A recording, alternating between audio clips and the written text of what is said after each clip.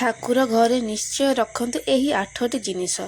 ଘରେ ବଢ଼ି ଚାଲିବ ଧନ ସମ୍ପତ୍ତି ସୁଖ ସମୃଦ୍ଧି। ପ୍ରତ୍ୟେକ ଦିନ ଠାକୁର ପୂଜା କରିବା ଦ୍ୱାରା ମନ ଶୁଦ୍ଧ ହୋଇଥାଏ ଏବଂ ଶାନ୍ତି ମିଳିଥାଏ।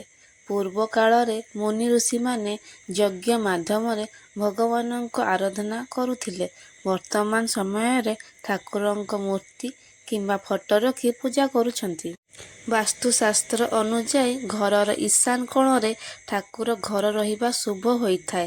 ଘରର ଏଇ କୋଣ ଦେବାଦେବୀଙ୍କୁ ସମର୍ପିତ ଅଟେ। ଏହିଠାରେ ଠାକୁର ଘର ରହିବା ଦ୍ୱାରା ଘରେ ସୁଖ ଶାନ୍ତି ଆଉ ସମୃଦ୍ଧି ବୃଦ୍ଧି ପାଇଥାଏ। ତେବେ ଠାକୁର ଘରେ କିଛି ଖାସ୍ ଜିନିଷ ରଖିବା ଦ୍ୱାରା ଘରେ ଧନ ସମ୍ପତ୍ତି ଓ ସୁଖ ଶାନ୍ତି ବୃଦ୍ଧି ପାଇଥାଏ। ଚାଲନ୍ତୁ ଜାଣିବା ସେହି ଜିନିଷଗୁଡ଼ିକ କ'ଣ। ପ୍ରଥମରେ ପଞ୍ଚାମୃତ। ଠାକୁର ଘରେ ପଞ୍ଚାମୃତ ନିହାତି ରହିବା ଉଚିତ। ପଞ୍ଚାମୃତ କ୍ଷୀର, ଦହି, ମହୁ, ଘିଅ, ମିଶ୍ରି ମିଶ୍ରଣରୁ ପ୍ରସ୍ତୁତ ହୋଇଥାଏ। ଏହି ପଞ୍ଚାମୃତରେ ରୋଗ ନିବାରଣ ଶକ୍ତି ରହିଥାଏ। ଦ୍ୱିତୀୟରେ ଚନ୍ଦନ। ଚନ୍ଦନ ଶାନ୍ତି ଓ ଶୀତଳତାର ପ୍ରତୀକ ଅଟେ। ଠାକୁର ଘରେ ଚନ୍ଦନ ରଖିବା ଦ୍ୱାରା ଏହା ବାସ୍ନାରେ ନକାରାତ୍ମକ ଊର୍ଜା ନାଶ ହୋଇଥାଏ। ମଥାରେ ଚନ୍ଦନ ଟିକା ଲଗାଇବା ଦ୍ୱାରା ମନ ସ୍ଥିର ରୁହେ ଓ ଏକାଗ୍ରତା ବଢ଼େ। ତୃତୀୟରେ ଅକ୍ଷତ ତଥା ଅରୁଆ ଚାଉଳ। ଏହାକୁ ଠାକୁର ଘରେ ରଖିବା ଉଚିତ। ଅକ୍ଷତ ଅରୁଆ ଚାଉଳ ଭଗବାନଙ୍କୁ ଅର୍ପଣ କରିବା ଶୁଭ ବୋଲି ମନାଯାଏ।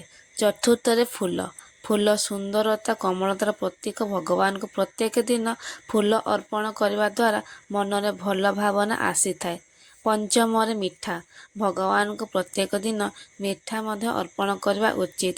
ପୂଜାରେ ମିଠା ଚଢ଼ାଇବା ଦ୍ୱାରା ଜୀବନରେ ମଧୁରତା ଓ ସୌମ୍ୟତା ପ୍ରକାଶ ପାଇଥାଏ। ଷଷ୍ଠରେ ଦୀପ। ଠାକୁରଙ୍କ ପାଖରେ ଦୀପ ଜାଳିବାର ଅର୍ଥ ଅକ୍ଷକାରକୁ 2 କରି ଜୀବନ ଆଲୋକିତ କରିବା ପାଇଁ ପ୍ରାର୍ଥନା କରିବା। ତେଣୁ ଠାକୁର ଘରେ ନିହାତି ଦୀପ ରଖିବା ସହ ପ୍ରତ୍ୟେକ ଦିନ ଜାଳିବା ଉଚିତ। ସପ୍ତମରେ ସିନ୍ଦୁର।